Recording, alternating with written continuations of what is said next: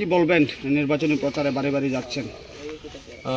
নির্বাচনী প্রচারে বাড়ি বাড়ি যাওয়ার পর মানুষের স্বতঃস্ফূর্ততা দেখে আমি নিশ্চিত যে আগামী দিনে ভারতীয় জনতা পার্টির পঞ্চায়েত আবার গঠন করতে যাচ্ছে। বিনা প্রতিদ্বন্দ্বিতায় আমরা পঞ্চায়েতের নির্বাচন অলরেডি জয়ী হয়ে গেছি।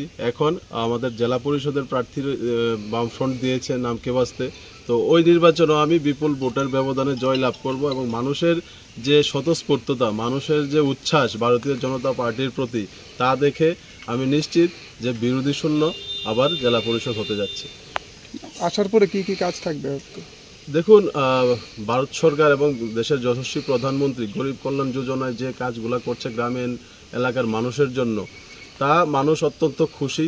এবং কিছু কাজ আমরা বিগত 6 বছর অনেক কাজ করেছি এই এলাকার উন্নয়নের জন্য, গ্রামীণ এলাকার উন্নয়নের জন্য। রাস্তাঘাট থেকে শুরু করে পানীয় জল, বিদ্যুতের সংযোগ বিনামূল্যে, গ্যাসের কানেকশন, অনেক কাজ আমরা করেছি।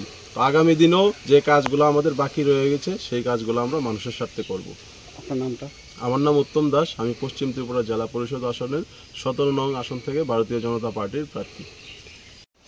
আগামী 8 তারিখ তো ভোট, পঞ্চায়েত নির্বাচন। হ্যাঁ, তো জেলা পরিষদের প্রার্থী দল আমারে করছে, সকাল সকাল গিয়ে পদ্মমুচিতে ভোটটা দিয়ে দিবা। আর মেম্বাররা তো অলরেডি দিতে গেছে বিনা প্রতিদ্বন্দ্বিতা, ঠিক আছে। এখন শুধু জেলা পরিষদ 8 তারিখ সকাল সকাল গিয়ে ব্যালট পেপারে ভোট হইব, আবার পদ্মমুচিতে ভোটটা দিবেন। হ্যাঁ, বাড়ির সবাই লইয়া যাবেন, আশীর্বাদ করবেন।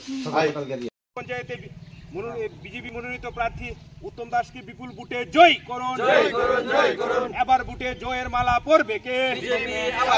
এবার ভোটে জয়ের মালা। Subscribe to Tripura Info and press the bell icon so that you never miss any latest updates and news on Tripura.